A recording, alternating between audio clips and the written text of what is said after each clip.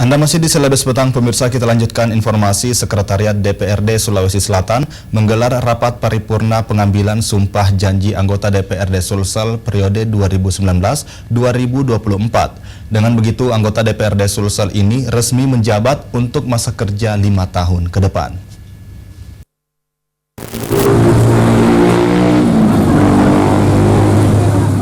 Anggota DPRD Sulawesi Selatan periode 2019-2024 resmi dilantik pada Selasa pagi.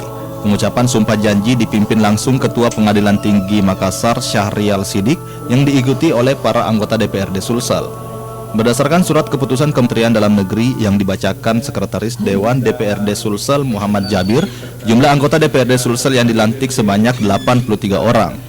Dari total 85 orang anggota DPRD terpilih dari hasil pleno Komisi Pemilihan Umum KPU Sulsel.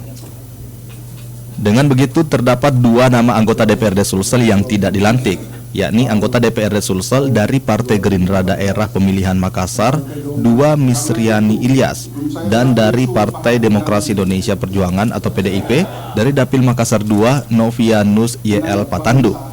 Pelaksanaan paripurna pengambilan sumpah janji anggota DPRD Sulsel tersebut juga mengakhiri jabatan Ketua DPRD Sulsel periode 2014-2019 Bapak HM Rum yang telah beberapa periode menjabat posisi pimpinan DPRD Sulsel. Peralihan pimpinan DPRD Sulsel ditandai dengan penyerahan palu sidang kepada Ketua DPRD Sulsel sementara Andi Ina Kartikasari dari Partai Golkar dan didampingi Wakil Ketua DPRD Sulsel Syaharudin Alrif. Yahya Aditya, Selebes TV.